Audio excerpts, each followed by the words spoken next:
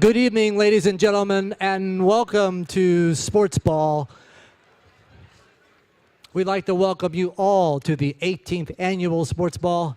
Please join us in welcoming to the stage Arthur Ashe Institute for Urban Health's founding chairperson, Dr. Edgar Mandeville.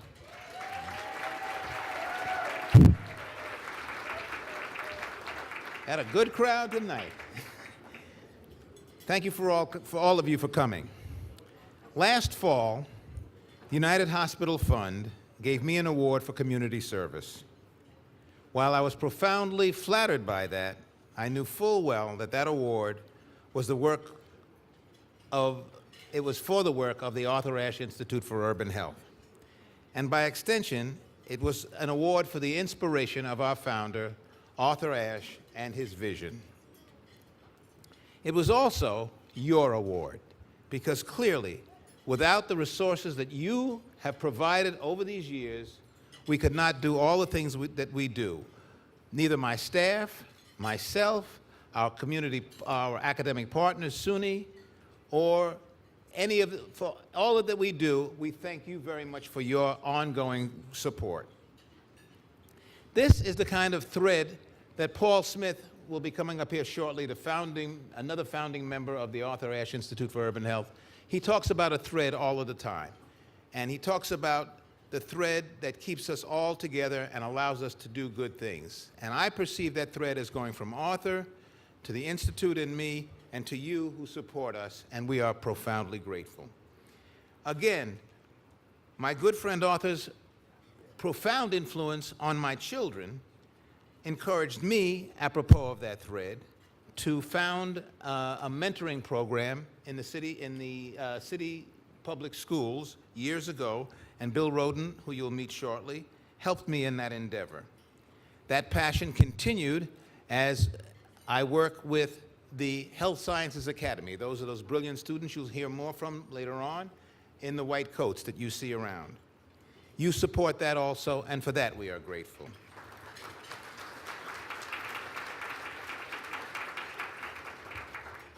Again, the inspiration from Arthur through all of us continues. Arthur's brave and historic trip to South Africa clearly inspired my trips to Louisiana after Katrina and to Haiti after the earthquake. And what have you done? You have given me and us the dollars to implement equally historic and innovative programs through the Institute which take preventative and curative medicine directly to the communities which need them most. And finally, if Arthur, with his body all but destroyed by that cruel and vicious virus, could form and found the Arthur Ashe Institute for Urban Health, could you or I do any less than to continue to support it? I don't think so, and I appreciate your help. Now, apropos of all the help you've given me over the years, I've got a news flash directly from the rest of my board. On that same great night when I was honored at the Waldorf Astoria last fall, one of the things I said, since it was not an Arthur Ashe event, I said I encouraged everybody to find a cause that they believe in and to dedicate themselves, their entire passion and their full heart, and all their passion, all their heart, and many of their dollars. Because my board has empowered me, I can tell you that we are a little bit more flexible at the Institute, and what we can do is that if you cannot devote your full heart, I will take a few more of your dollars, and I will supply the passion that you lack.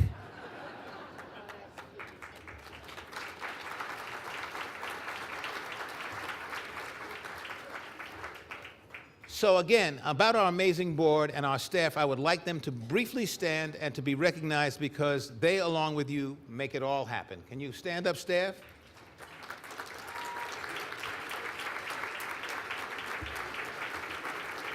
And board members.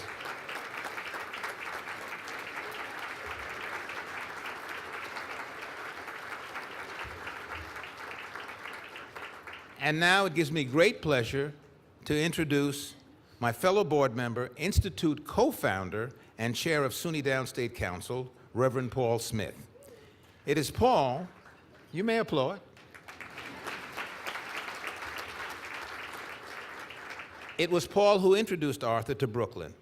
And in this, our 20th anniversary of our founding at Downstate, it's a special honor to have him here again, and it talks about our continuity. Paul, come on up.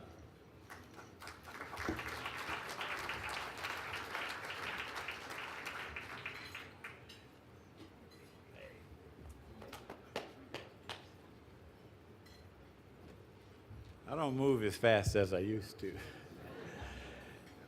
First, we should be very clear that the reason the Institute is doing as well as it is because of the leadership of our chairman, Dr.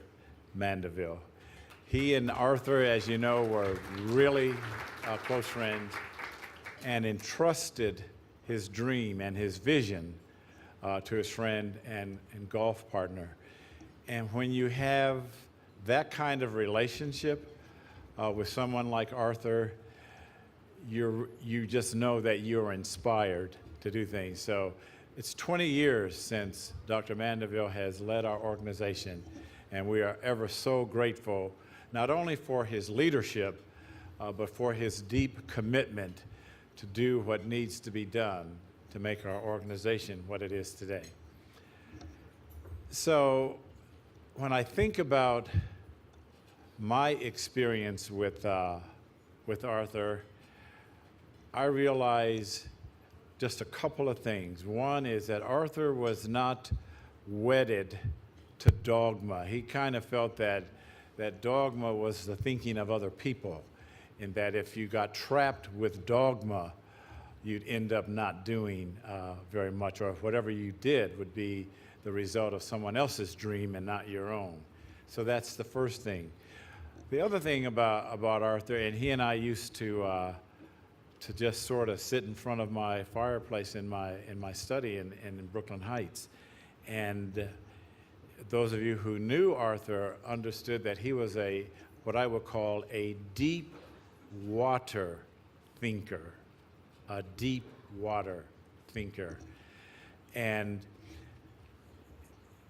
I can hear him now it's the pauses during our conversations that made you really, it really got your attention, because you knew he was thinking deeply. And Billie Jean King really confirms that, because she said that sometimes Arthur would ask her questions, and it would take her 4 or 5 days to think of an answer. And Arthur would not let her forget that he had asked the question. So she had to always be prepared. So as we start our evening, as we think about the 20 years that we have had together, I think I would sum it up of this way.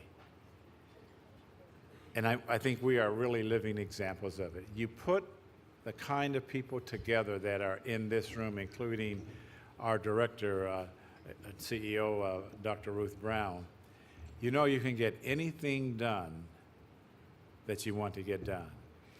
And so I would really be interested in what Arthur would be saying about the world in which we live now, what his commentary would be on that. And as we think about the people that we are honoring tonight, I'm very clear that Arthur would be very pleased. So here's our quote, here's our prayer together. So just close your eyes for a second.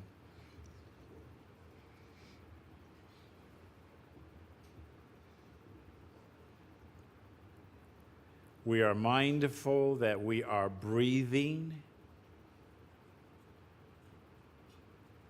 We are mindful that we hear other people breathing.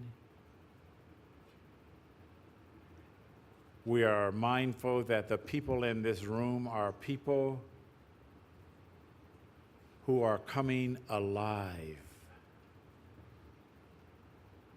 And if we want to be somebody, we can be those somebodies by surrounding ourselves with people who come alive. people who not only come alive, but make us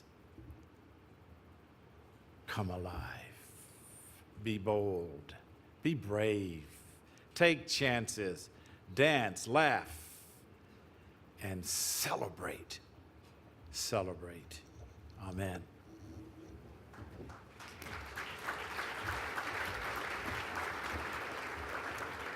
Thank you, Paul. Always inspirational. And thank you for helping carrying Arthur Ashe's legacy forward. It's all about mentoring in all its forms, and you always exemplify that. Now, it is my pleasure to introduce our hosts for the evening. They are both distinguished journalists and authors and have served as mentors and inspirations within their own right. First of all, Cheryl Wills is the news anchor for New York One and author of Die Free, A Heroic Family Tale. And an old buddy of mine, Bill Rhoden, who was one of last year's honorees. Bill is a sports columnist for the New York Times and the author of the very well-received $40 Million Slaves, The Rise and Fall and Redemption of the Black Athlete. Thank you so much for coming, and we are truly proud to have you both here.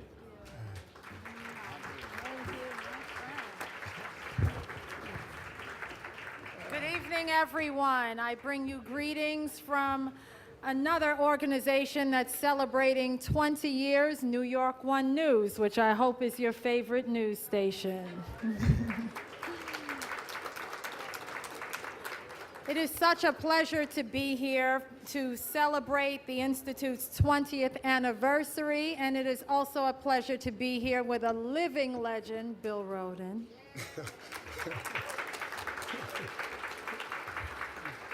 And I'd like to remind all of you to make sure you visit our silent auction, because that's a great way that this organization raises money.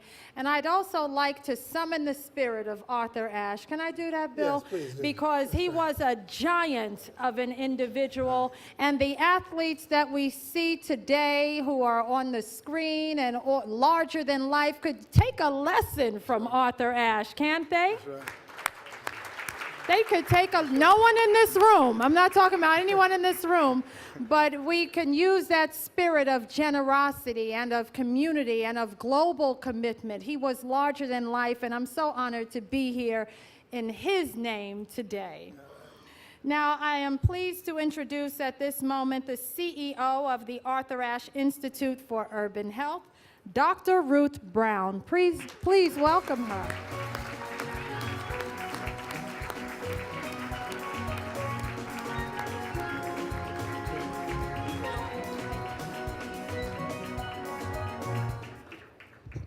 You like that carnival music? Welcome. Welcome to the launch of the Arthur Ashe Institute's 20th anniversary and to Sportsball, our party with a purpose.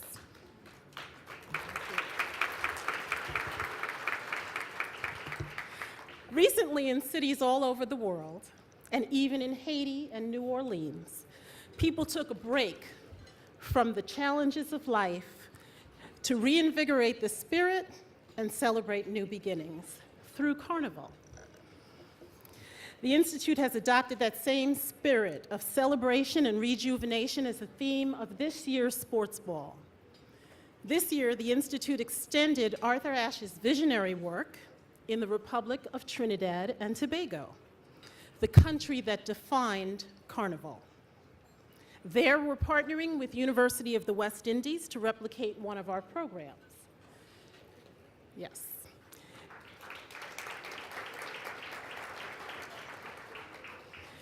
Juve is the very soul of Trinidad's carnival.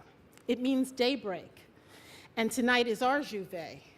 It's our celebration that breaks the dawn of our next decade of work. And so tonight, we celebrate the dawn of our 20th anniversary, where models developed in Brooklyn's backyard take root in new communities. We honor tonight remarkable leaders who, like Arthur, set in motion a series of firsts so that those populations, not always at the table where decisions are made, have a voice, will be engaged and will benefit. We honor a couple who takes the taste of the Caribbean to the world through a business model that improves education, provides employment and entrepreneurial opportunity. A digital guru leading his company to connect youth through music and social media in two-way conversations that raise the bar for engagement.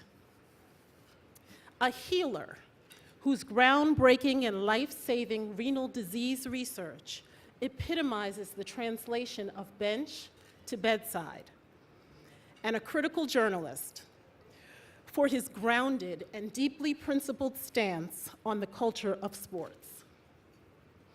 Arthur believed in equity of opportunity, and so this evening we also celebrate the 40th anniversary of Title IX with a special award to an Olympian whose achievements are both on the basketball and the financial courts.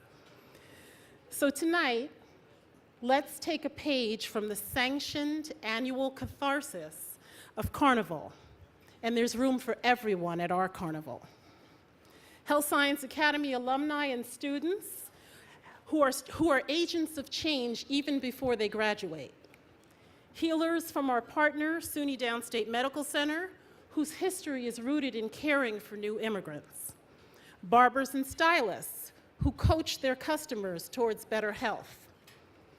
Healthy Families Brooklyn, that extends our reach through faith communities and housing developments.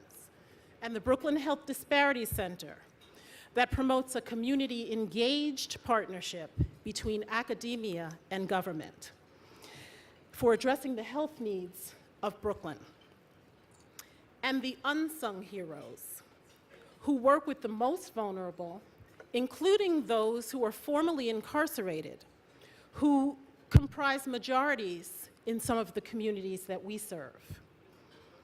These layered, trusted connections built over time are critical to the Institute's model, ensuring that findings from the research bench make it back to the block in usable form. Near the end, Arthur said, "I only regret that now that I see the world more clearly than ever, I don't have time left to translate my vision into action as I would like." And as much as we're here to celebrate Arthur Ashe's extraordinary legacy, we're also here to translate that clear vision into another decade of action. A decade that will see remarkable changes in healthcare here and around the world. Arthur said, "What sets champions apart from winners is the desire to leave the game better than you found it." We're in the company of many champions tonight, and we need your support to help us leave the game better than we found it. Thank you.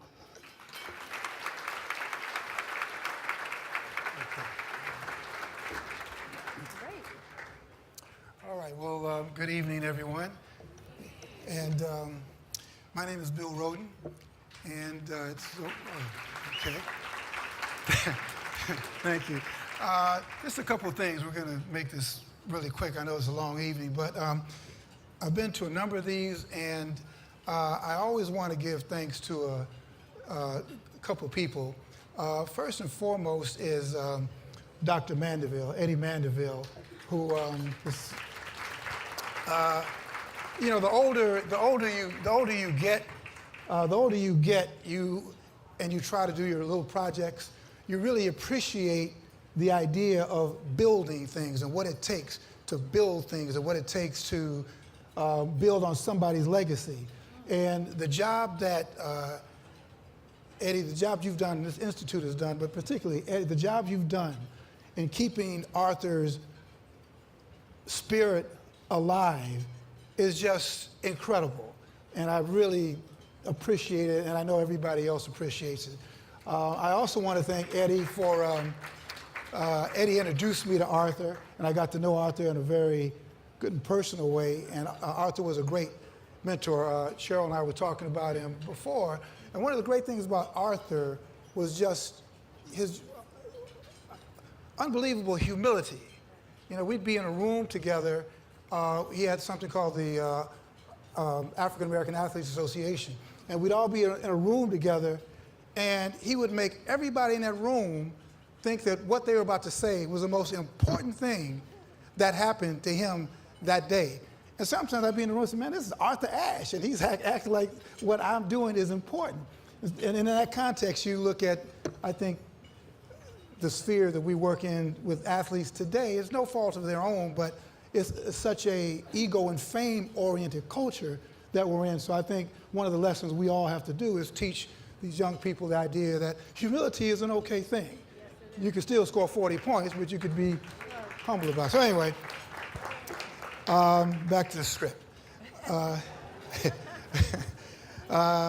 We're pleased to introduce tonight's first recipient of the Arthur Ashe Leadership Award.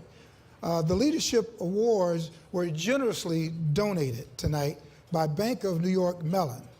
I'd like to thank you, Institute Board Member Daisy Holmes and Bank of New York Mellon.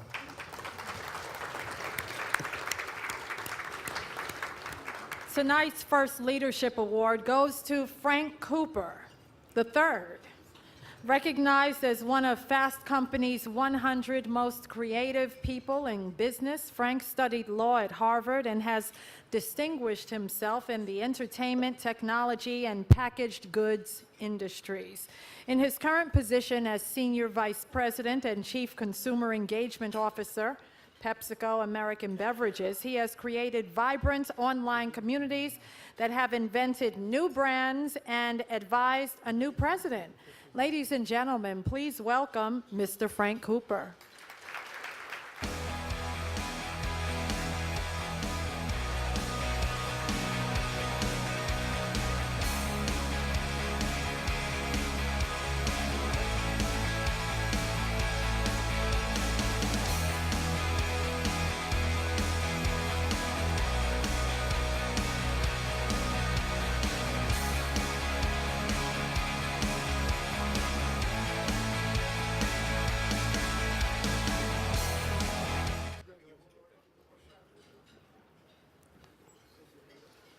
So thank you very much. It really is an honor. I want to thank the Arthur Ashe Institute for Urban Health.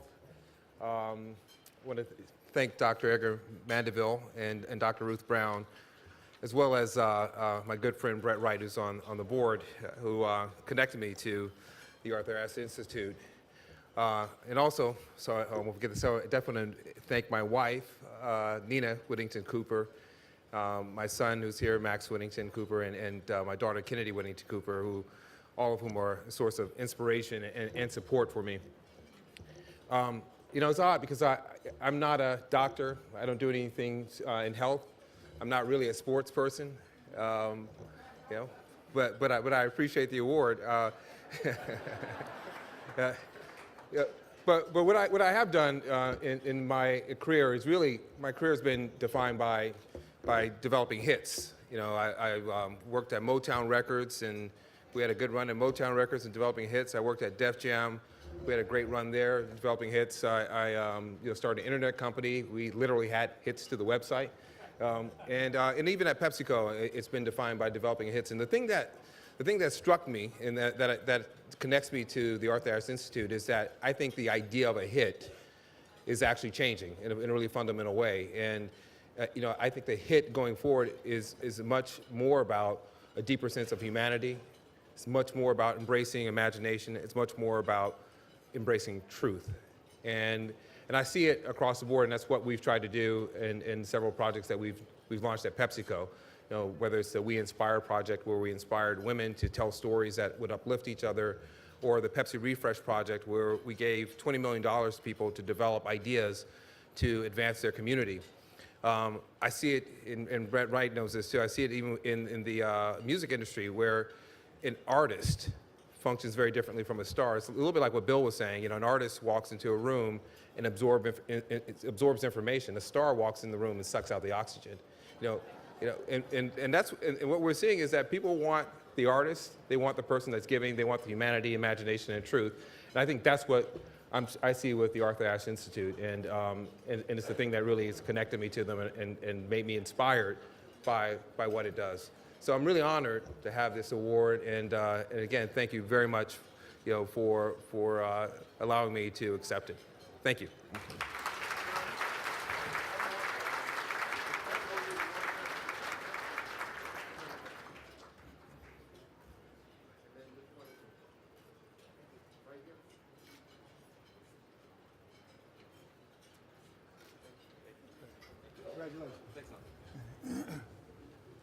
Thank you, Frank, and congratulations. Some of those fighting the fight are those small business people in Brooklyn who work with the Institute to inform and encourage their customers to live healthier lives. I'd like to show you now a slideshow of some of this work and ask Elijah Yarborough of Ashe Salon to join us on stage to say a few words.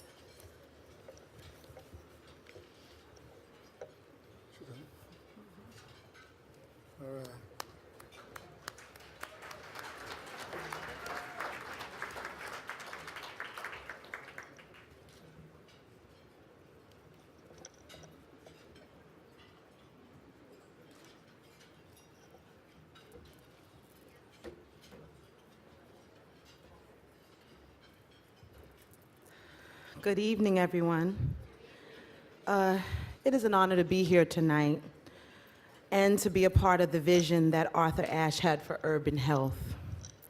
We at Ashe Salon have worked with the Institute for about 12 years on issues like asthma, breast health, AIDS, HIV, and most recently, heart disease through the heart of a woman. I'll be honest with you, I don't always want to talk about health issues, but just seeing what's going on in our communities, we have an obligation to our clients. I am not only a cosmetologist, I am also a barber, and we have men who come into the shop, and men don't like to talk, especially about health issues.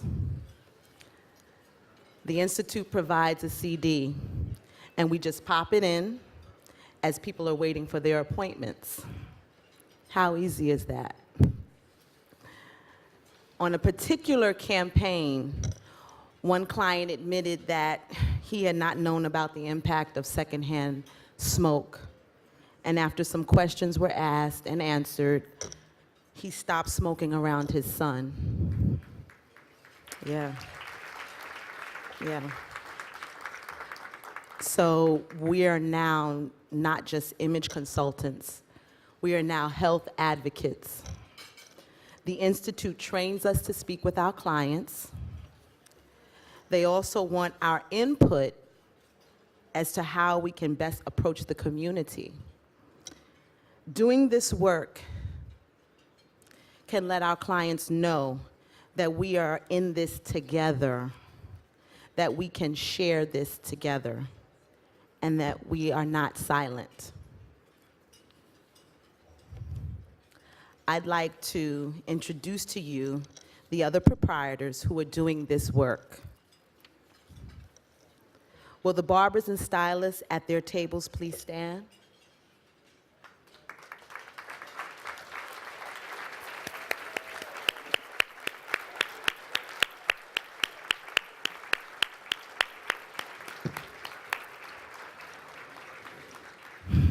I would like to thank Dr. Edgar Mandeville, Ruth Brown, Marilyn White, and the Arthur Ashe Institute staff for making us, doing what they do and making us better advocates.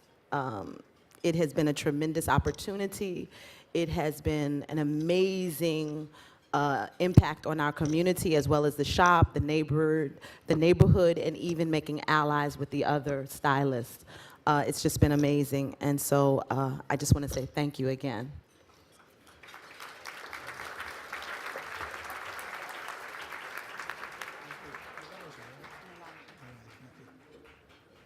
All right, thank you very much, Elijah. That's a wonderful name. Wow.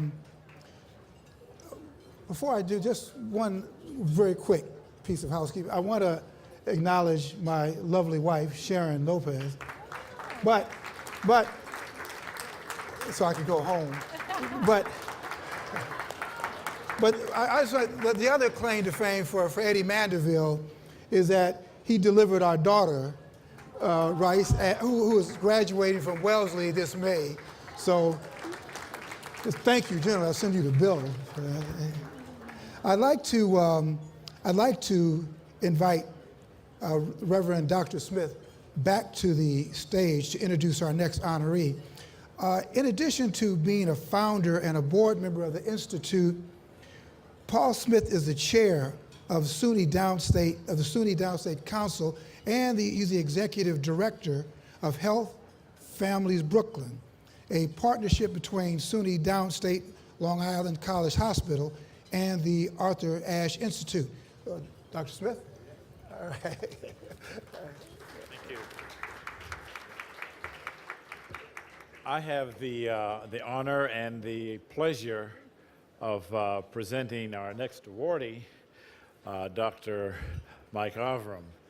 And you see from the program that, that there's a lot of information about him. So we call those sort of like factual minimums. So don't wordsmith me now. It's just a little something that we do. So you get all the facts about him, and they're important. For example, he probably second only to the borough president. Mike Avram is a champion of Brooklyn, the borough of Brooklyn. He's known as Mr. Brooklyn, as well as being a physician. He graduated from the New York City public high schools, attended Long Island University, and served in the United States Army. But professionally, and I'm blessed because in my responsibilities at the hospital, I was able to actually meet one of his patients, actually his first patient, who had a dialysis. He conducted dialysis with her. And I can't remember the event, but I had the opportunity to meet her, and she was one of the longest living for 4 decades of persons who lived with an artificial dialysis machine. So that was very important in the life of this person we are honoring. Mike's work began before there was Medicare or Medicaid, and he treated residents of Brooklyn, hundreds of them, who could not afford a proper medical care. I know that personally as a pastor, because when people would come to me with various maladies and so forth, I knew I could call Dr. Avram, and he would certainly take care of them and see them. As a matter of fact, Mike, you should know that one of those patients, who was a sexton at our church, continues to live and thrive because his name is Ernie Salvi, because of your generosity to him. Mike has received dozens of awards, including the National Kidney Foundation, the American Association of Kidney Patients, and the American Society for Artificial Organs. He is a clinician, a researcher, a teacher, a Brooklynite. Now, that's what you call factual minimums. Now, the meaningful maximums is that he is a father, a husband, a grandfather, and he keeps you, he kind of makes you keep your feet to the fire. He's very, very involved in the work of both the institutions, and I don't know how the sons who are doctors, I don't know how I do it, but when I go see his sons, he always asks me, did they treat you right? Did they see you when they said they would see you? And I say, yes, sir, I have done that. But the other meaningful maximum about my dear friend Mike Avram is that his colleagues not only know him, love him, trust him, but see him as their senior colleague in the work that he has done so brilliantly. And I wondered how he did all of this until I had a chance to meet his wife, Maria. So it's, no matter how great, he thinks he is, and he is great, but the person who keeps him in line, who's been his love of his life, has been his partner, is his wife, Maria. And when you can celebrate your wife in the presence of your children, you know how blessed you are. Mike, I am honored to be able to have the opportunity to say these things about you, because not only are they true, it's who you are, and we give thanks to you for all that you do. Dr. Michael Avram.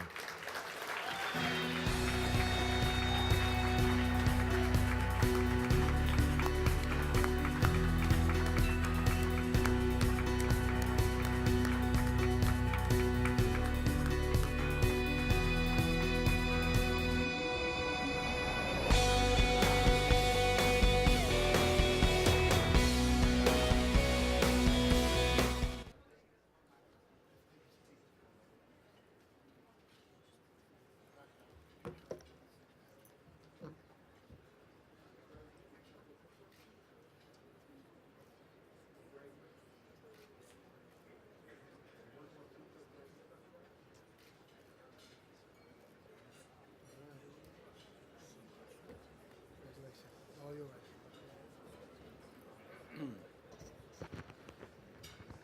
Thank you very much. First, I want to thank Reverend Paul Smith for that very moving and warm introduction. I really learned a lot about myself listening to him. Also, Paul is one of the great thinkers in Brooklyn, and it's not easy to follow him at any podium anywhere. But anyway, while on the subject of Reverend Smith, it is true that I'm an observer of Brooklyn for most of my life. And as you know, Brooklyn is undergoing a renaissance. We started going to our nadir way down when the Dodgers left. Then 5, 6 people, of whom one is Paul Smith, has worked on Brooklyn. And if you live in Brooklyn and look at Brooklyn, you feel the pulse that is thriving again. And right now, even the Nets are coming back next year to complete the sports cycle. So, Paul, you've done a lot for that wonderful place called Brooklyn.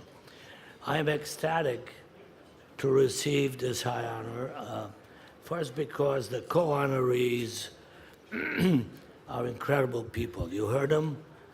They're very eloquent, they're very erudite, and I'm proud and congratulate them. I'm proud to be among them. The other thing is the cause. The cause is the Arthur Ashe Institute. I kind of identify with the cause because it's dedicated to youth that may or may not have its most powerful, thank you, props in place, and I didn't either. So it's very easy to fall between the cracks.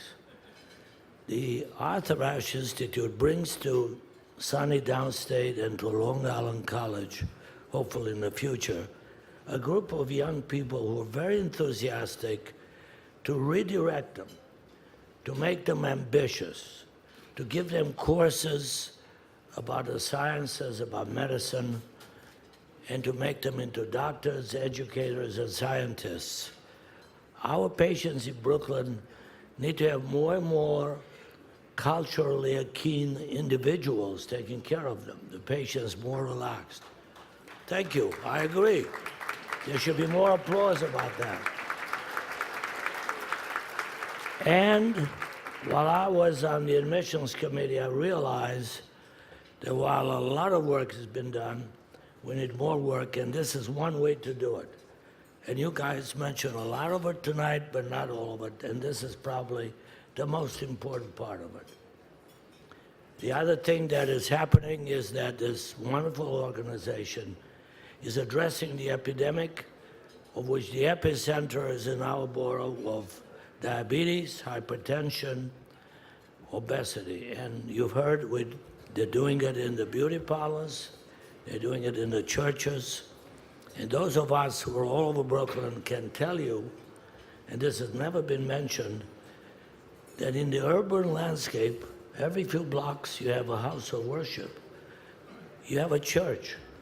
It's in a former gym, it's in a former dance hall, it's in a former beauty parlor, and the spiritual psyche of the people of Brooklyn has never been fully described or understood. And I am in awe of it. And as you drive through Brooklyn, all the way from Bushwick to Red Hook to Bed-Stuy to Red Hook, you feel the pulse that things are getting better. But a lot of work has got to be done.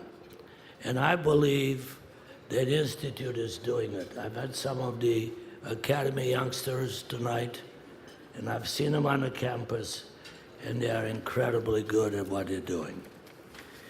I would like, thank you. The other thing is very important. They cannot say this about themselves, so I'll say it. There's a very hard-working board. I've seen boards, you know, the New York Society of Nephrology, the National Kidney Foundation, but this board really works. It doesn't kind of sit there. And they're very passionate, and you heard them. And the staff is incredible. Dr. Brown and Lou Ann Hicks, it's been a joy to work with them. So I think that what's being done now is being copied by other parts of the country. And many med schools and many sites throughout the United States are copying what's going on in Brooklyn. And we all should be very proud that it's initiated here. Now, I'd like to, in conclusion, just say that the small successes that I've had have been there because I've been standing on the shoulder of giants. And my colleagues, our fellow workers are here tonight, the Heights Nephrology Group, the Brooklyn Nephrology Group, our nurses, our social workers, everybody, please stand up if you're here, or wave, just all of you wave. They take care of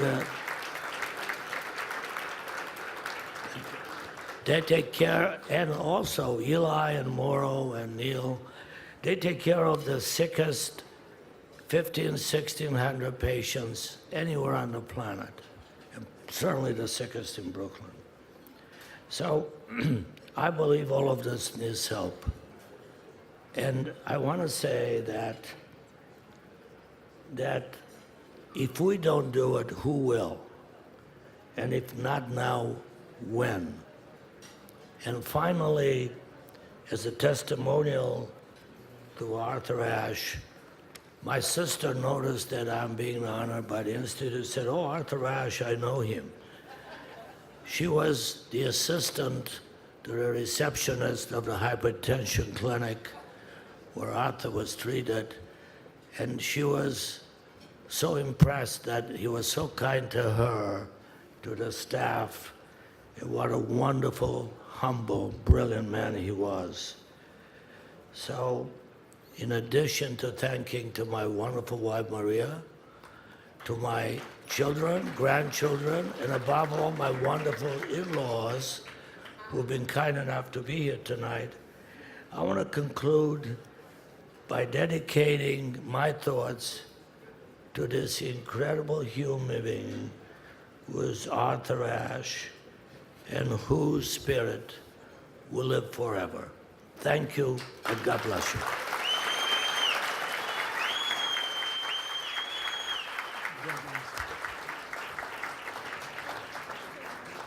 We're going to take a couple.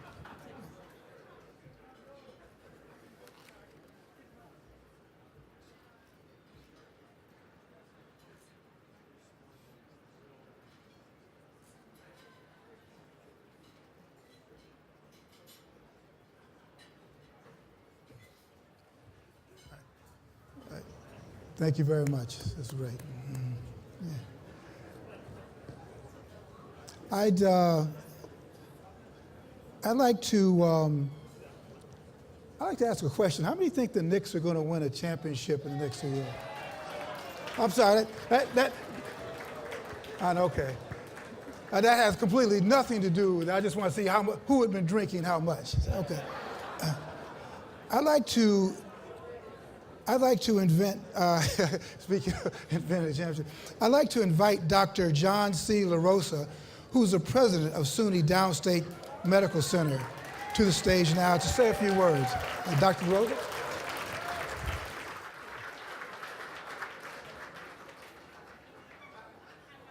Thank you very much. This is also the anniversary of a 20-year partnership between the Arthur Ashe Institute and SUNY Downstate.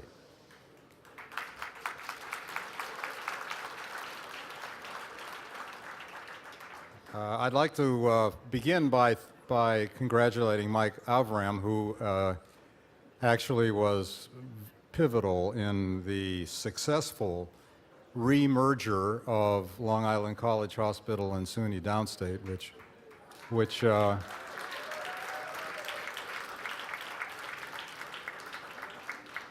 we've been celebrating for the last year. When I think about the Arthur Ashe Institute, I really think about the three people that I know best in it.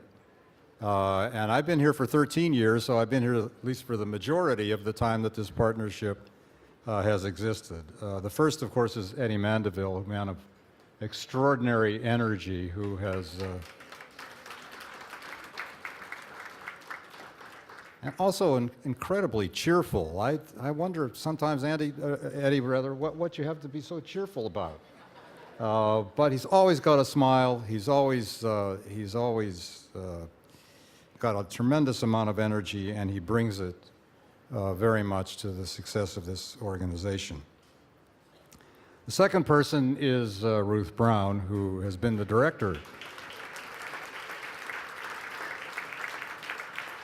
Ruth is a quiet, modest person, but it was Ruth who saw the wisdom of using the people in the community who actually had access to the population and educating them to educate the people in the community who came to them for her services.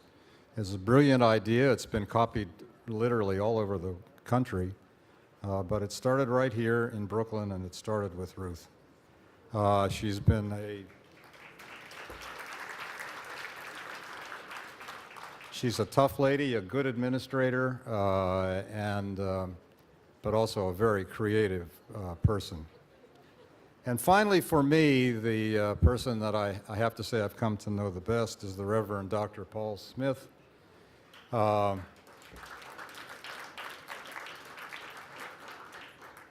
Paul has had my back for all the 13 years that I've been here, and I can't tell you how many times I've been grateful for that. I'll only tell you, though, about the last time. On Monday night, Paul and I were having dinner with a group of physicians from Long Island College Hospital, and Deborah Carey, our CEO, and Mike Lucchese, and some of our staff. And dessert came. And one of the desserts was a pinola nut cake.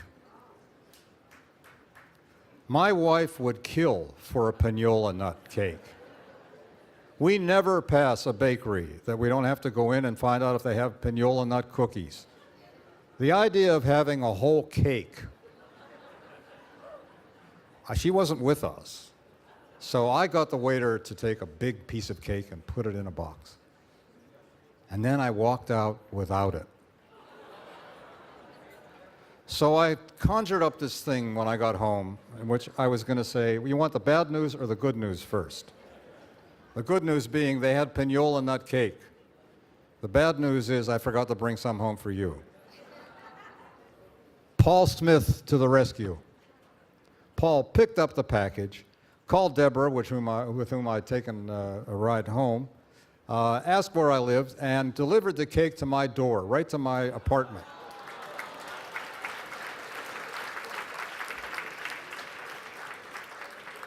So, Paul, I thank you for all the things you've done for me, for Downstate, for the Arthur Ashe Institute, but mostly I thank you for saving my marriage on Monday night. Thank you all very much.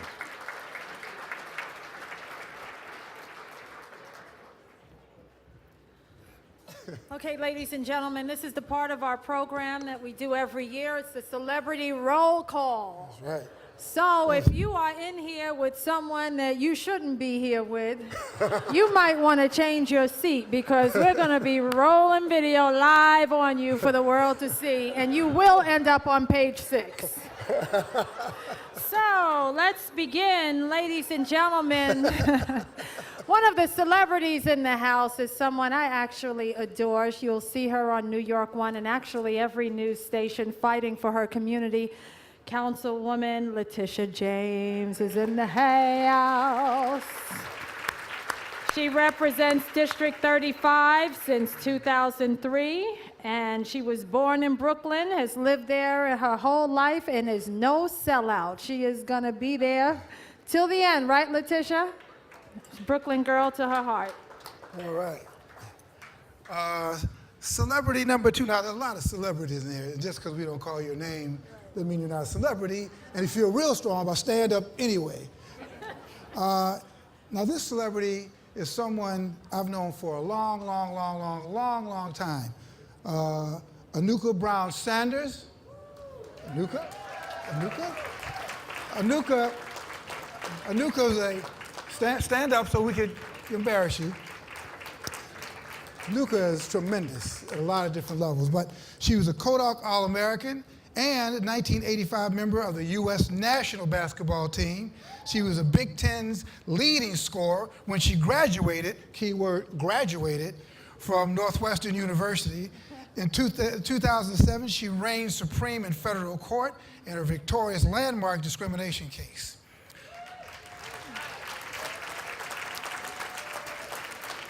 Standing strong for men and women in the workplace, she is also the sister of the Institute's CEO. Anuka will stand one more time. Anuka Brown Sanders.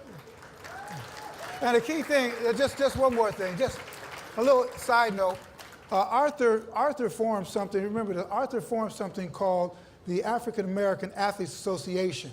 And Anuka, when we formed it, we were right here at Madison Square Garden, and Anuka read the very first pledge.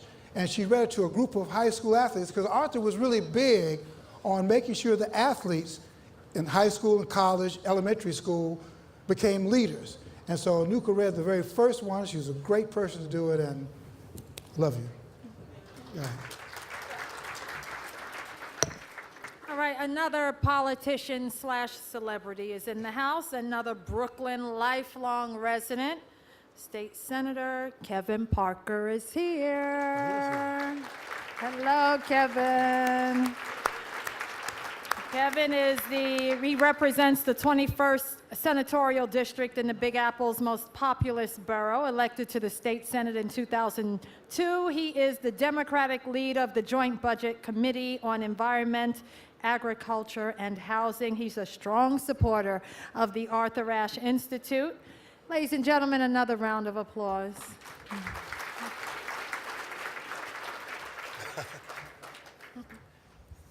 Oh, this is fun. My friend and colleague, big stars in the house. I've known Mike Lupica for a long time. Deep respect for him. It says here, an award-winning sports columnist, author. We're going to learn more about his accomplishment later in the program when he's presented with a leadership award. But beyond that, I've gotten to know Mike well on the Sunday mornings at ESPN, the sports reporters, and I always respect the energy that he brings to the stage at 6 o'clock in the morning. It's unbelievable. Anyway, my friend, Mike Lupica.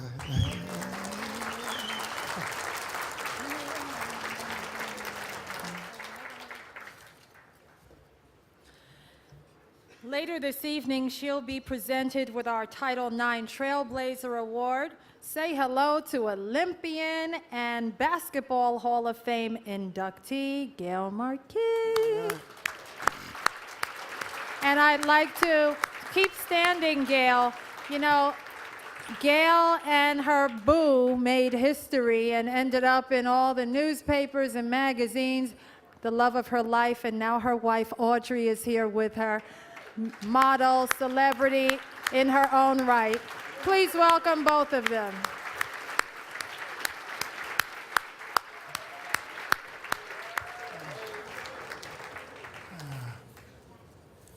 She's not here. Let's see. They're getting bigger and bigger and bigger. Audrey and I actually go back to Ebony magazine back in the 70s. She was a legend then. Okay. Wow. Carl McCall. Carl McCall. Where's Carl McCall? All right. Carl's the first African American to be elected as comptroller of the state of New York. That's right, it was the night of first. He was a 2002 Democratic candidate for governor, a former ambassador to the United Nations in 2011. He was appointed chairman of the State University of New York Board of Trustees. Let's give another warm welcome to Carl McCall.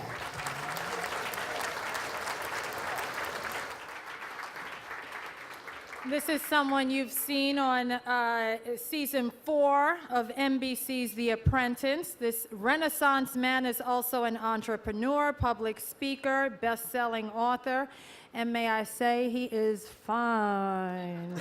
His name, and my husband's not here, so I could flirt tonight.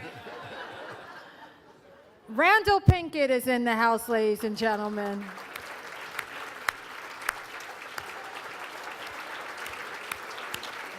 Woo. I told you he was fine. All right. She played tennis. We're going to do this, we're going to reverse it. We're going to do the drama first and then say who it is. Okay. She played tennis for 12 years on the WTA Tour, where she was ranked as high as number 67 in singles and number 8 in doubles. In fact, she captured 20 career doubles titles. She currently serves as vice president of the board of the USTA. She's the executive director of the Harlem Junior Tennis and Education Program and can be seen on television as an analyst for the Tennis Channel. Please welcome Katrina Adams.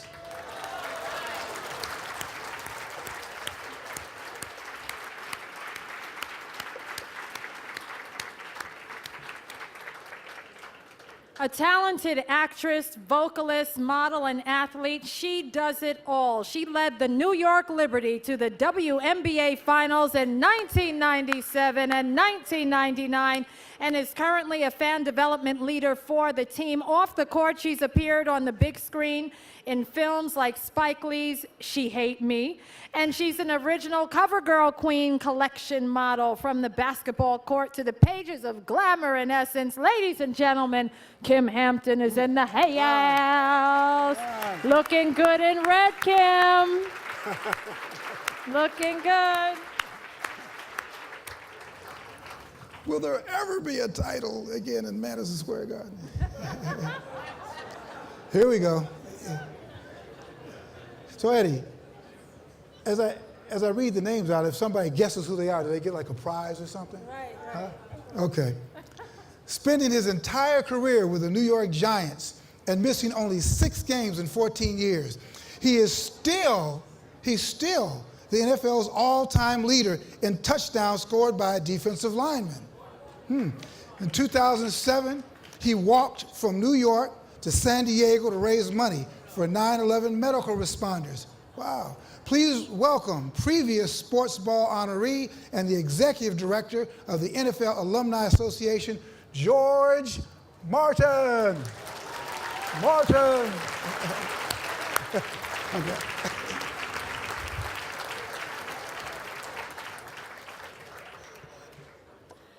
His portrayal of the loquacious, sly, and smooth Senator Clay Davis on the hit series The Wire has earned him legions of fans around the world who stop him on the street with his famous catchphrase, "Thank you, I didn't want to say it."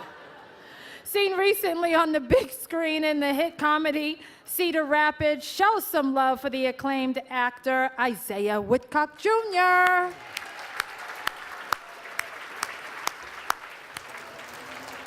All right. Yeah. My nephew loves you, by the way. He just can't get enough. Okay, everybody, okay.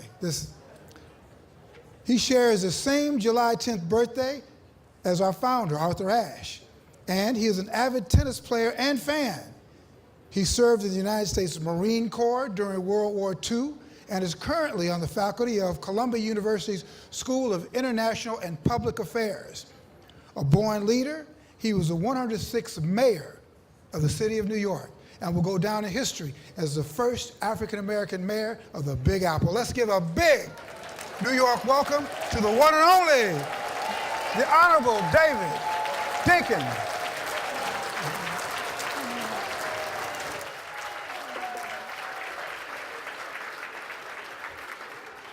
Why don't we do this one together? Okay. He's famous, right? We're going to do this one together. Okay. One of New York City's most admired. Homegrown. I didn't mean Oh, you don't like mean that. together Yeah, like right, that. right, Oh, you mean. I mean, I'll read one sentence, you read. So I want a technical brother. You Right, said right, together. right. Okay. Okay. Oh, so you read That's one it. sentence. There you huh? go. Okay. They taught you that at the Times, right? Yeah, okay. no. Okay. One of New York City's most admired homegrown hoop heroes, this legend shattered records at NYU before bringing his formidable skills to the New York Knicks. And in 1997, he made his acting debut on The Cosby Show. He's now director for special projects and community relations representatives for the Knicks. Put your hands together for Cal Ramsey. He can't. Cal.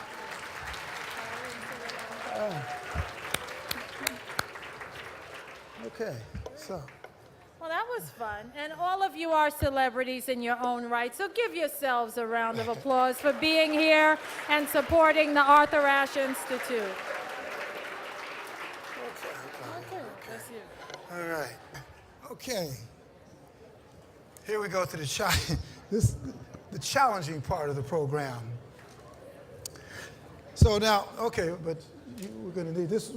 Okay, we're going over this. This is a part. Cheryl and I were working this out because we kind of represent generations of, I got a BlackBerry, but kind of challenging. So anyway, last year we introduced a new way to support the Arthur Ashe Institute with a $10 donation from your cell phone. I'm still trying to figure out how to do it. Okay. Just text Arthur to 27722. No. Just text 27722. Very good. So, but what we decided we're going to do this year is Cheryl's going to give a little demonstration on how to do this, so people can't say they didn't know how to do it. Right. Right. So, Okay. Cheryl's going to give you a demonstration. Here's the problem. I left my BlackBerry up in the green room. So imagine this is a BlackBerry. Go to your text button.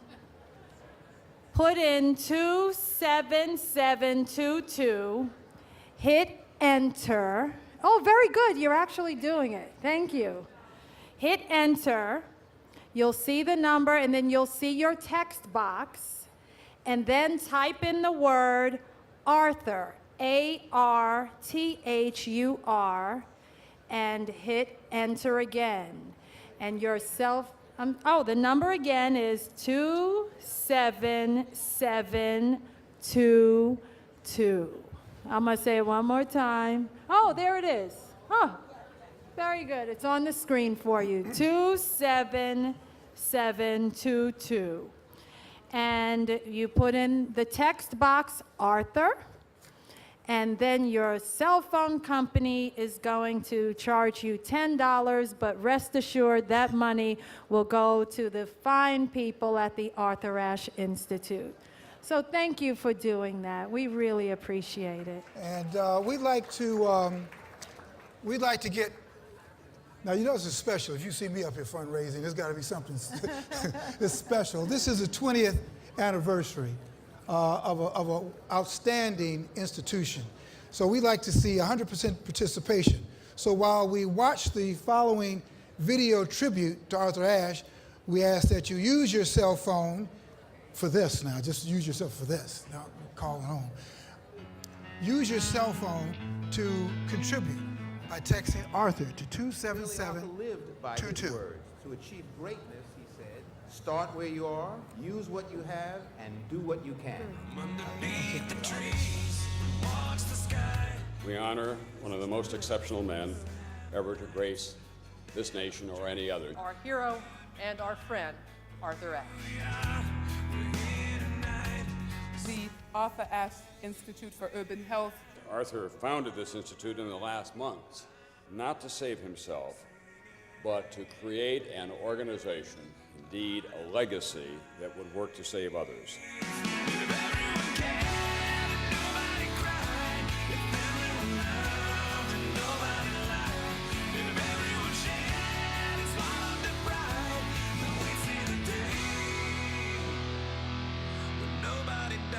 Most of the people we serve in Brooklyn are immigrants, and we go to the places where they're comfortable, their churches, their beauty salons, their barbershops. Bring health messages to people who have so much trouble getting them. The Arthur Ashe Foundation is a rainbow in the clouds. We need more black doctors. The world does not look at a young person of color and automatically think doctor. You have to live among role models to start building healthy communities and healthy people. The greatest commodity that we have in this country is our young people. The Health Science Academy is a collaboration between the Institute and the State University of New York Health Science Center at Brooklyn. Successfully preparing economically disadvantaged, ethnically diverse students for college majors in the health-related sciences. Continue to support the good work that the Institute puts forth. Sportsball is a great event for a great cause. Celebrating Arthur's legacy through Sportsball. Look out at the room. It's a packed house. Venus Williams. Dr. J. Donna DiVerona. Brian Gumble. George Foreman. Andy Roddick. Gail Devers. It's amazing how one person's legacy can bring so many beautiful people together. This is one of the most wonderful events in New York City. And the best goodie bag in town. Where else can you get to wear sneakers and a tux?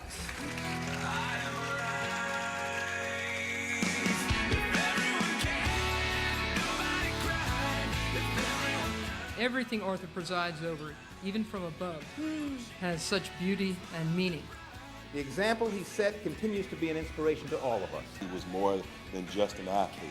I am here because Arthur Ashe was here. He was a credit to his race, the human race.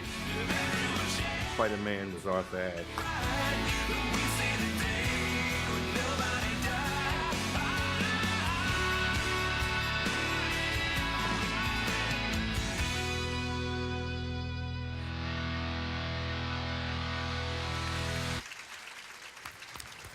Arthur Ashe. The Institute would like to thank you for the generosity. The 100% participation shows the funders that we've got the support of our community for our 20th anniversary. To show you what your gift means in human terms, I'd like to ask Eddie Mandeville back up to introduce one of his favorite institute programs, the Health Science Academy. This is special. This is what I like most of all. Each year at the Sports Ball, we ask an alumnus to present the graduating academy class.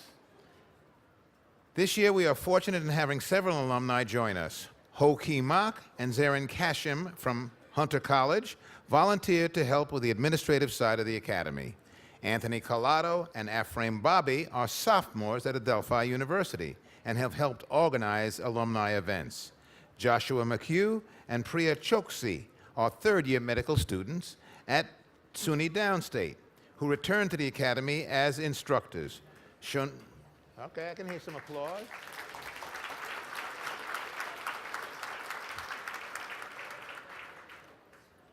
Shonette Campbell is a Brooklyn College student interested in public health who works with the Institute's Community Health Outreach Program to help recruit salons.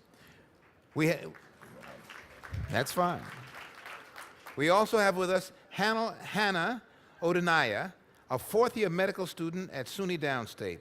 Dr. Sadiqa Scott, a basic science researcher at Downstate and graduate, and Rhodes Scholar, Dr. Julia James, an AIDS immunologist who graduated from Oxford University. Is that something to be proud of? Come on. Come on.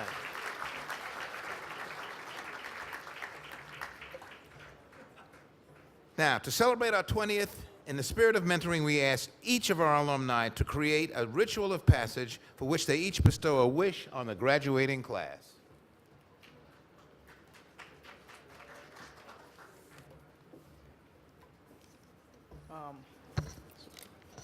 My name is Anthony Cayado. I'm an alumni from the year 2010.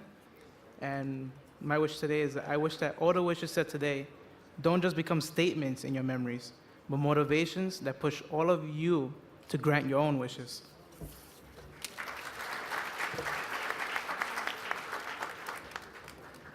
My name is Hoki Mak. I graduated in 2010, and my wish to the graduate this year is to wish you all have gratitude and give back to the community.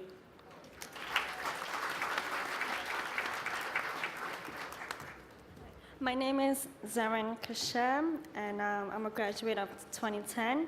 And I would like to wish the graduate of 2012 the ability to take opportunities that are given to you. Thank you.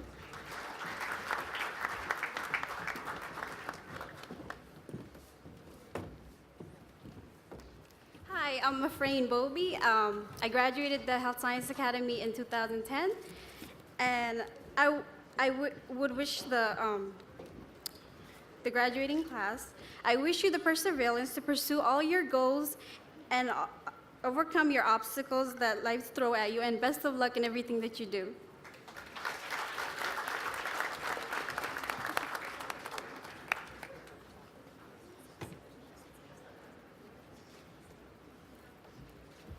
Hi, my name is Shonette Campbell, and I am an alumni of 2006, and I wish the graduates the ability to learn from their mistakes.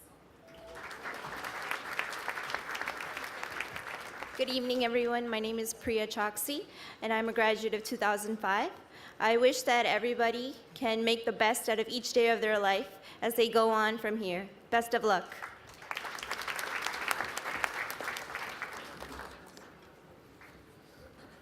Good evening, everyone. My name is Joshua McHugh, a 2002 alumni.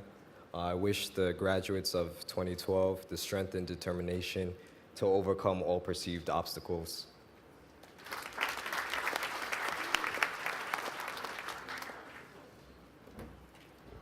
Good evening, everyone. My name is Hannah Odenaya. I'm an alumni of 2002. For the graduates, I wish for them passion in their future professions. Thank you.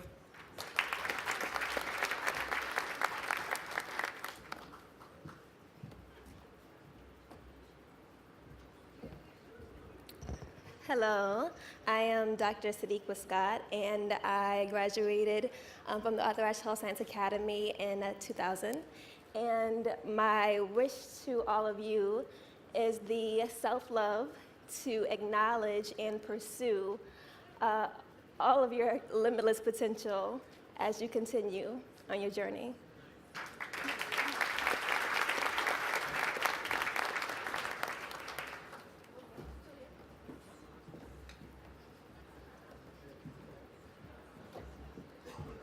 Hello, my name is Dr. Julia James, and I graduated in the year 2000.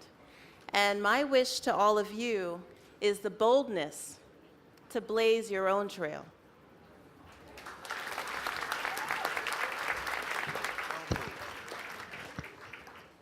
I got to tell you, we lost Ashe in 1993 to that terrible virus that I referenced earlier. In those days, it was a virus that killed. We now have contained the virus so that now the disease is a chronic disease. I fully expect at some point these kids or somebody like them, and just as easily these kids can make it a disease that we cure.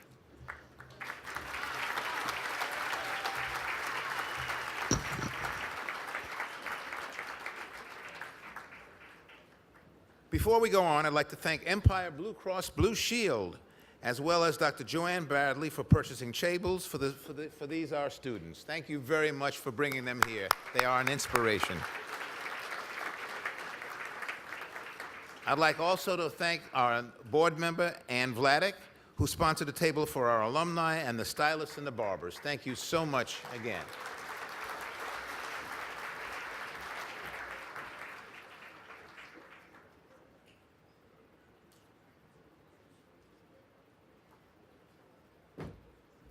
My bad. I apologize.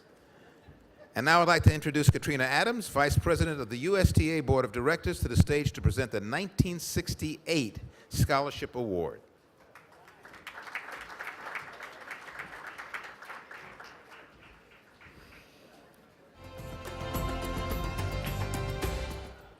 Good evening. In honor of Arthur's 1968 U.S. Open Championship, the National Junior Tennis and Learning League and the Arthur Ashe Institute of Urban Health created the 1968 College Scholarship to recognize students in the Institute's Health Science Academy who embody Arthur's spirit of commitment, character, and community.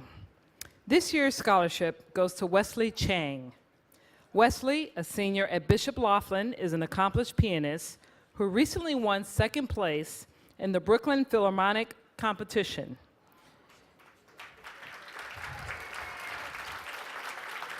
He works with young children at an after-school program at the Dorothy Bennett Mercy Center and is interested in a career in biomedical engineering. Please welcome Mr. Wesley Chang.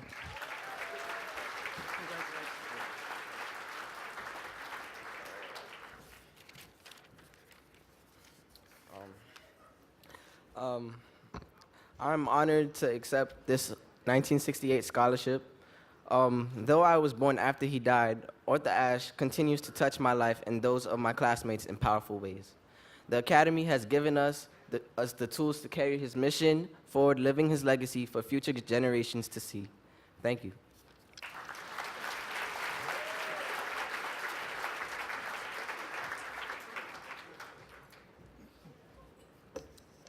Just a reminder, someone was asking me about the pledge cards on your table. The pledge cards are there for your credit card information, and the envelopes are on your tables next to the centerpiece. If you can't get a signal, or, I mean, it happens. You kidding me? If you can't get a signal, or made a pledge on your door prize ticket.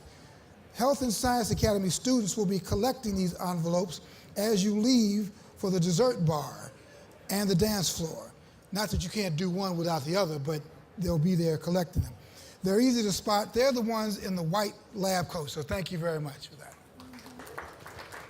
And aren't you just impressed with what the Institute is doing to create pathways for higher education and science careers? I mean, this is the best use of our time and energy and money, so it's very impressive. Research indicates that health outcomes improve when practitioners share language and culture, yet only 6%, I'm going to repeat that, 6% of medical students in 2009 were African American, and even fewer were Latino. The Health Science Academy is dedicated to bringing these numbers into balance.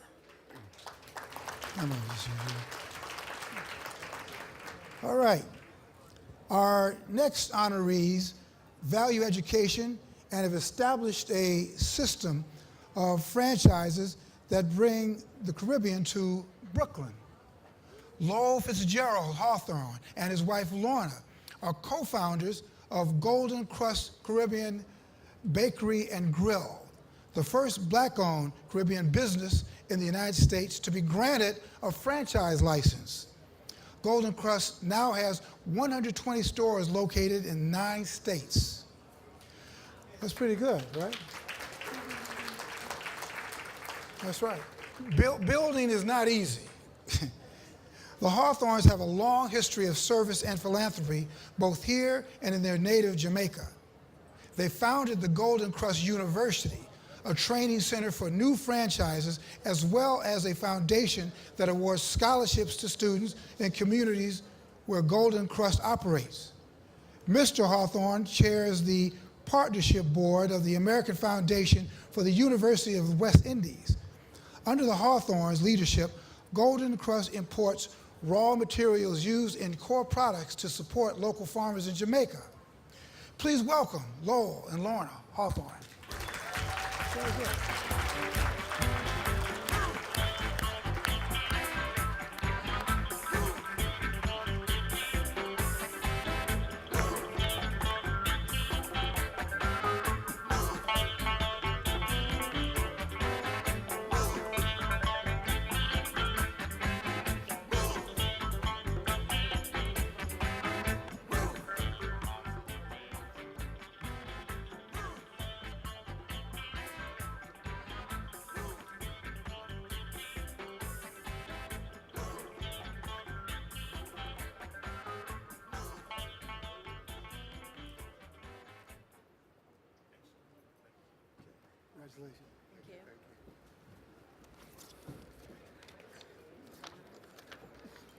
Good evening, good evening. Let me begin by saying how honored we are to have been selected for this extraordinary award. It has been said, besides every successful man, there's a great woman. And I'm pleased and proud to have beside me my wife and partner in the Golden Cross organization for the last 26 years.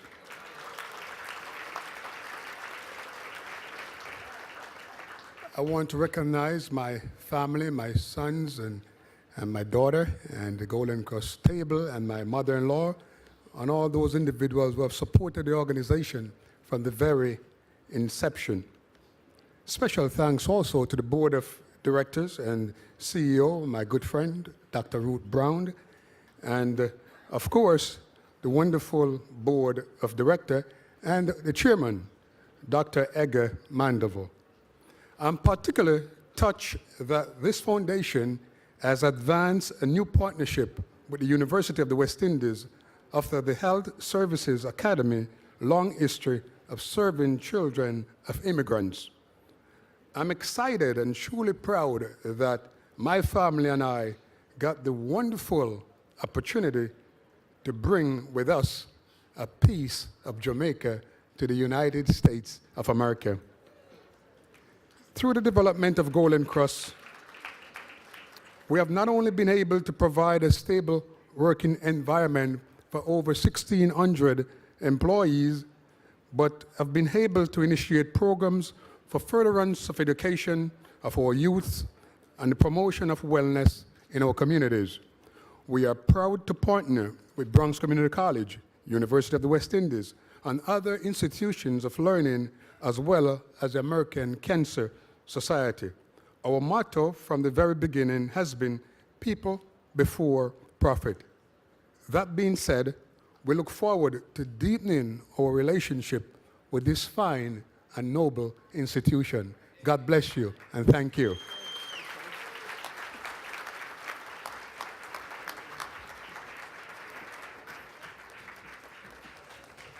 Okay. I'd like to now introduce our last leadership honoree. Mike Lupica is one of the most prominent sports writers in America. His longevity at the top of his field is based on his experience and insider's knowledge, coupled with a provocative presentation, and proactive, Mike, that is based on his experience, and he is known for taking an uncompromising look at the tumultuous world of professional sports. Today, he is a syndicated columnist for the New York Daily News, which includes his popular Shooting from the Lip column, which appears every Sunday. And he started his newspaper career covering the New York Knicks for the New York Post at the tender age of 23. So, ladies and gentlemen, please welcome Mike Lupica.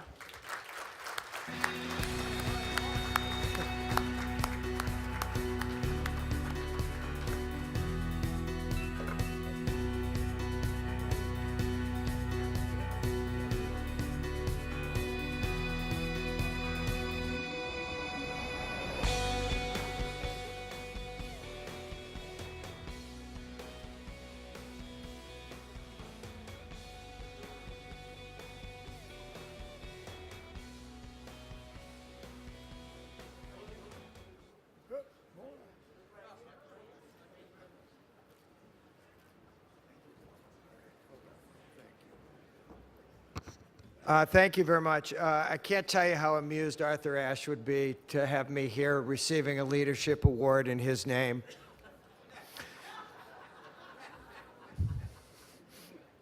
I'm going to try to adhere to the 2-minute rule that I was given. Some of us took it seriously.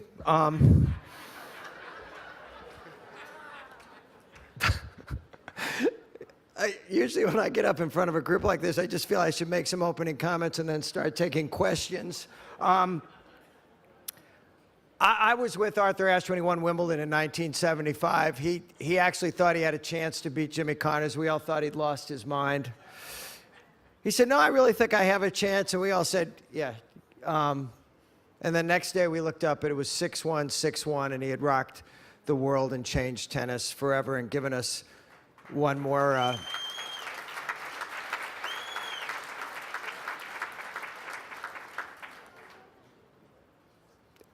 It occurred to me this week that he wouldn't even have been 70 years old yet.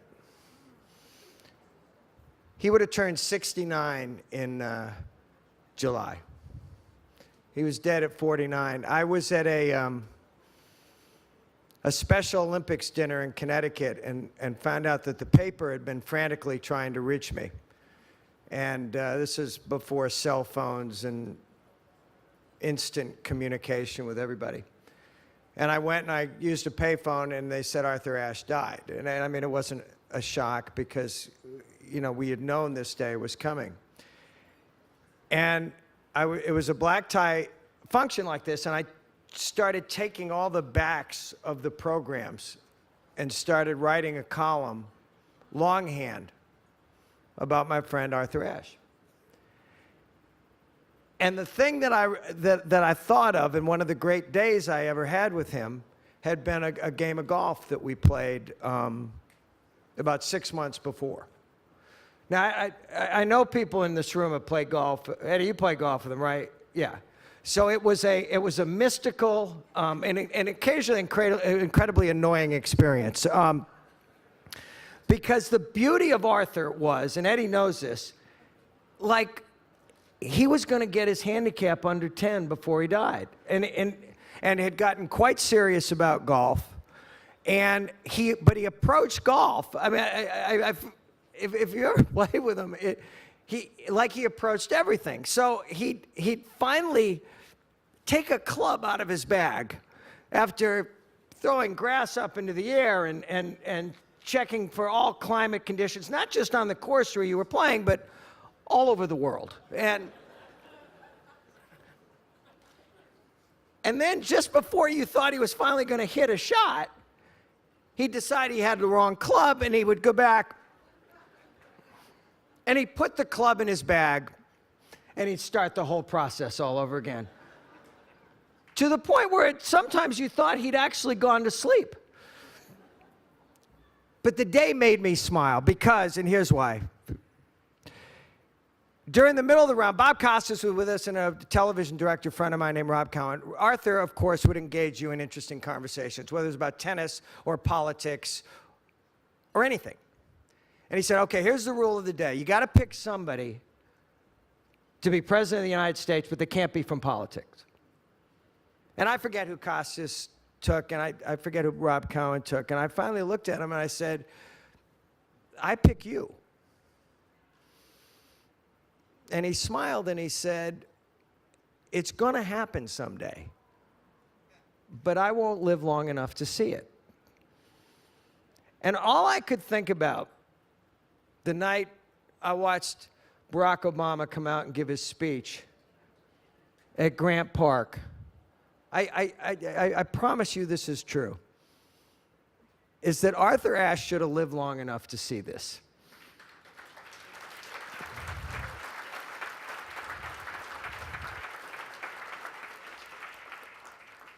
I write books for kids, and I go around the country all the time, and I tell them that it requires no talent to get knocked down. Anybody can do it. Maybe people in this room already have. Anyway, But it's how you get back up that's a measure of your heart and your character and your spirit and your grace. And for all the things this man did, and the way he became an ambassador from tennis to the possibilities in the world, the thing that we will all remember about him is the way he stood up after he got this death sentence. And when Days of Grace, after he was gone, all I could think of that the real days of grace for Arthur Ashe came after he found out that he had the AIDS virus. And he had once told me, for a magazine story, he said, it was tougher growing up black in this country than it was having this virus. We made a couple of headlines with that one. And the way he stood up is the thing that I will remember best. All the fun I had, as much as I learned from him, and the way he infused this world with the kind of spirit that he believed in possibilities till the end. He believed in the best in people. He demanded that we all look for the best in each other. So I can't tell you how deeply honored I am to accept any award in his name. Thank you very much.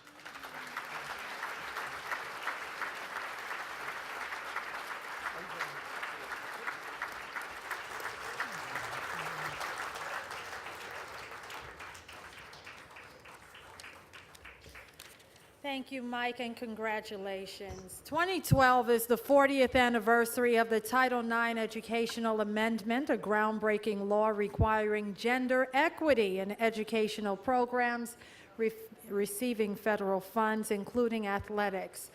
Arthur Ashe was a vocal proponent of Title IX, and to honor his commitment to equality, I'd like to invite board members Ann Vladek to present our first Title IX Trailblazer Award. Please welcome her.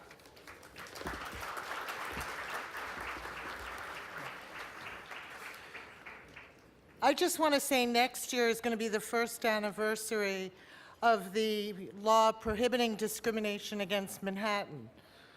We have a lot of Brooklyn here, but don't forget Manhattan.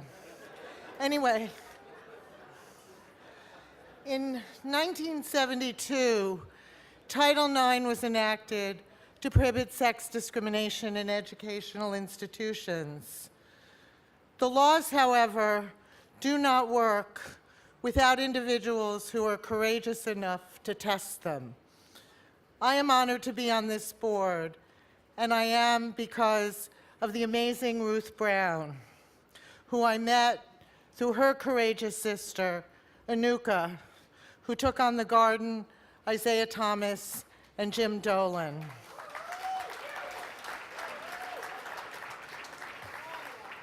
Arthur Ashe was a great advocate for leveling the playing field in athletics and in life.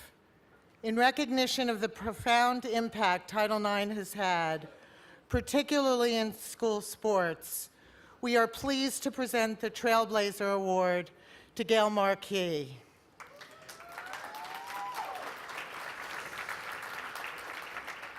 Gail Marquis was a two-time All-American at Queens College, Queens, and co-captained the first women's team to ever play at Madison Square Garden.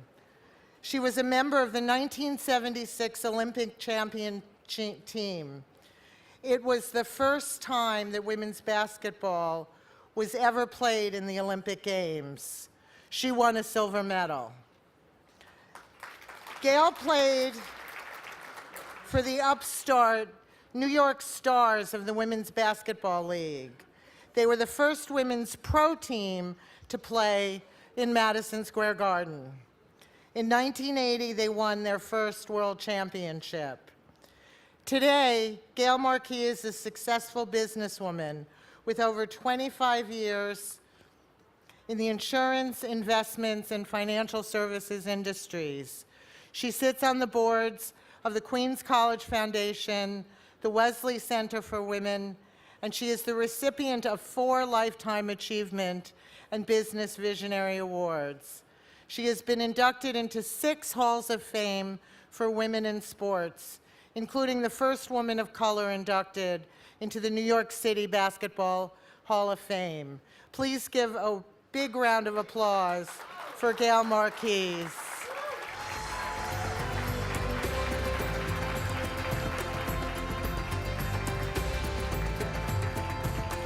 Congratulations. I'm sorry. Congratulations. Yes. Oh.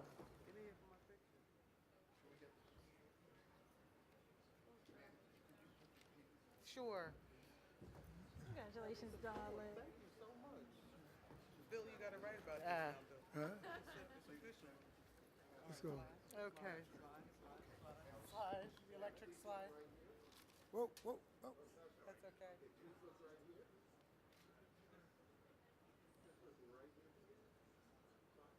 Smile. You on candy camera? Thank you.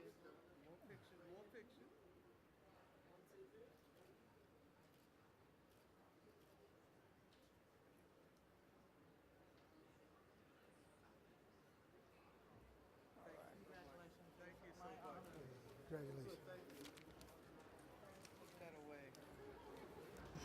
Thank you so very much. And as much as I would like to stay up here for 20 or 30 minutes and tell you the history of Gail Marquis, don't worry, because I know I'm the only one stopping you. I saw cheesecake out there. I'll only be a minute. Bear with me, okay? Beautiful buffet. I can't wait to get out there. It's so humbling to be here. You know, I'm a basketball player, and first of all, I have to get my arms around being a trailblazer. I was speaking to Patrick McEnroe out there at the host VIP, and he said, "You lasted 40 years, Gail. You're a trailblazer." I said, "Dang, man, I really like that All-American stuff. You know, I like that Olympian stuff. I like that title. But trailblazer, I've kind of twisted it around a little bit. I engulfed it. I tossed it around. I had 10 days, really, to toss it around and lose a couple of pounds to get into the dress. Ladies, you understand that. But I tossed around being a trailblazer. I said, trailblazer visionary. Because I really believe, truly I believe, that I saw things that weren't there yet. And when I got the call from Dr. Ruth Brown and her sidekick sister, Anuka, I really felt like Arthur tapped me on the shoulder and said, "I see you."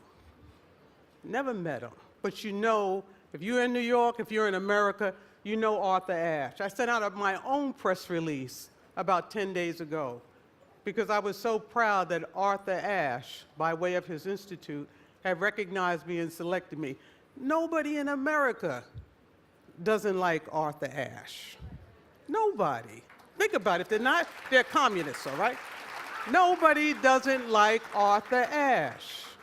I got rave reviews. I heard from everyone from Bloomberg's associations, LLCs, whatever, all the way down the line. I've heard from the Lowe's Foundation and the Lowe's Corporation, all the way down the line. I've heard from the USOC, US Olympic Committee. I've heard from my Queens College. I heard from people off of Facebook. Well, you know that was coming.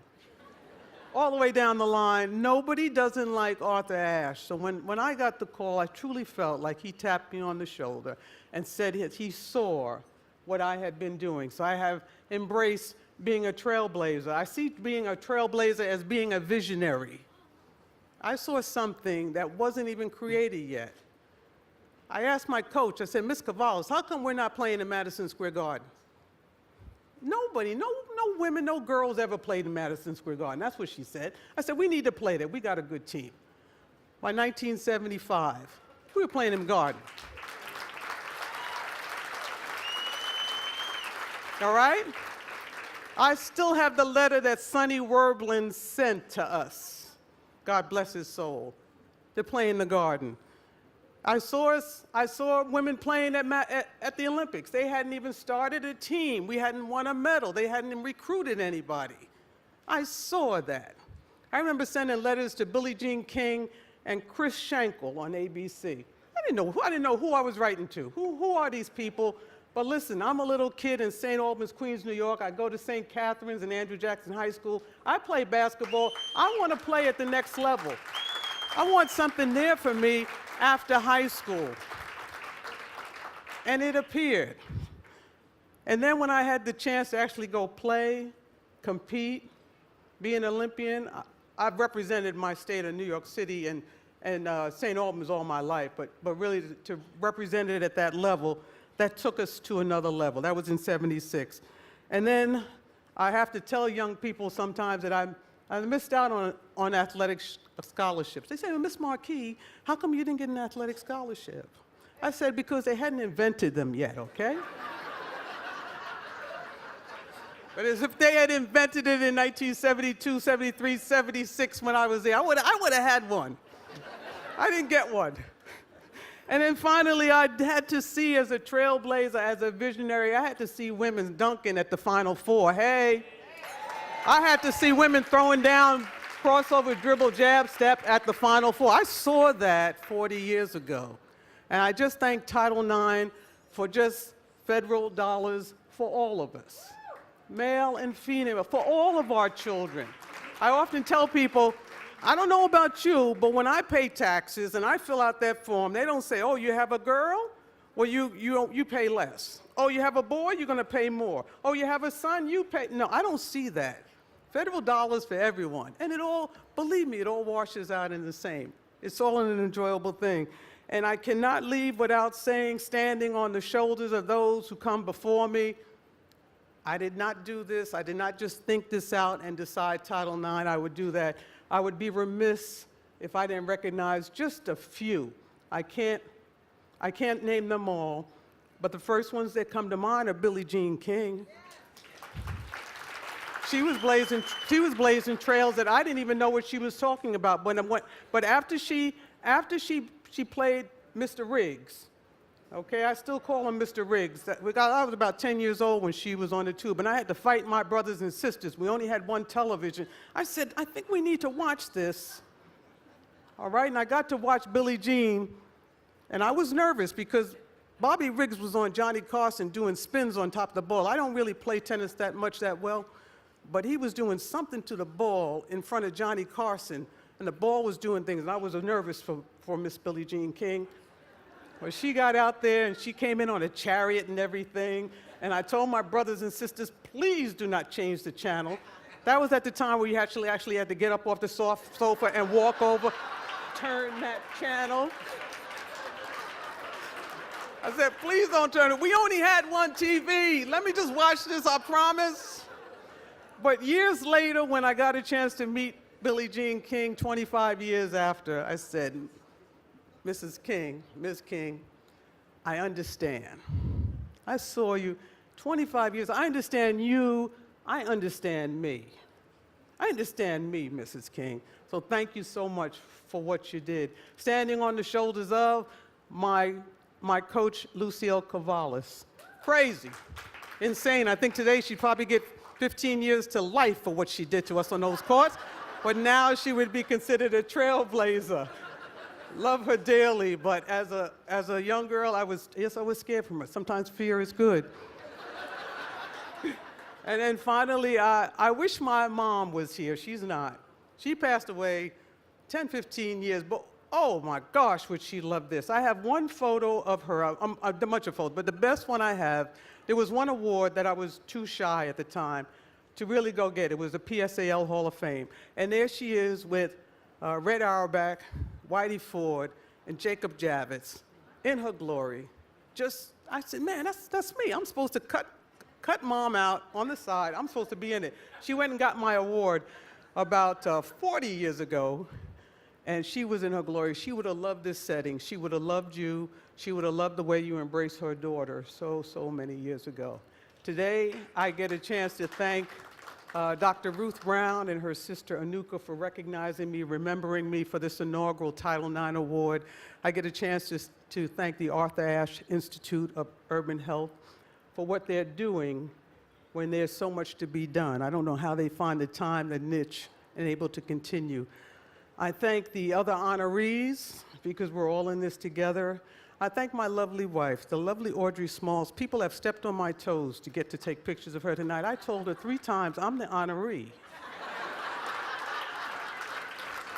And when you see her tonight, remind her, Gail's the honoree.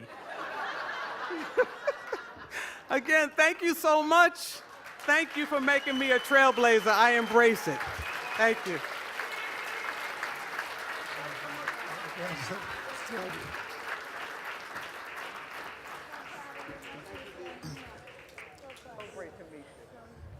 See. Oh, sorry. This is yours. Okay. Not ours.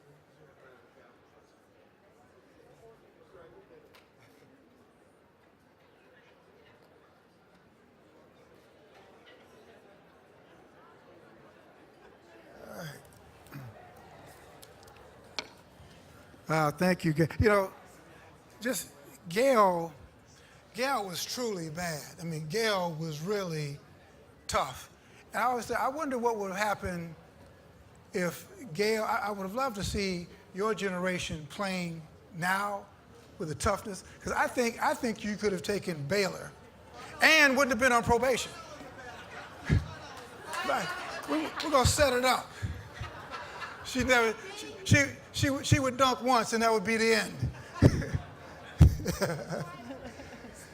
But thank you, Gail. This is great. Really well deserved. So now it's time for the drawing of tonight's door prize. I know that's why everybody sat through this, because you wanted to see Cheryl pick the door prize. The prize is donated by the Institute board member, Al Schragus, and it's a Time for Two Gold Weekend at the Doral Arrowwood. It's a big deal. All the way down to the bottom, Cheryl. I went all the way to the bottom, Audrey. And the winner is Fia Fontana, Associate Constellation Wealth Advisor, 55 26th Street. Is Fia here? Fia? Fia, wherever you are a happy girl tonight. You are our winner. Give her a round of applause.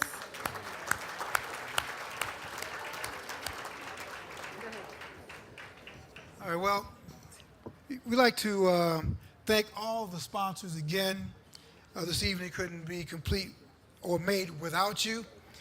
Special thanks to event producers Wanda Mann and Leanne Hicks,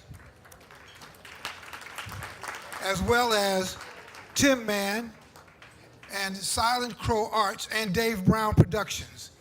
This has been a very, very special night, and we're going to continue our celebration of youth, our celebration of youth by heading directly to the incredible dessert bar and hitting the dance floor.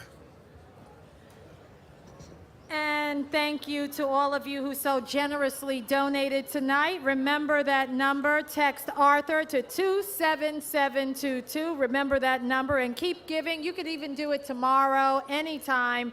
The Health Science Academy scholars will be collecting your envelopes on the table as you leave. Congratulations tonight to all of our honorees. Happy anniversary year, Arthur Ashe Institute, and everyone safe home. And Eddie, it was a pleasure. Yeah.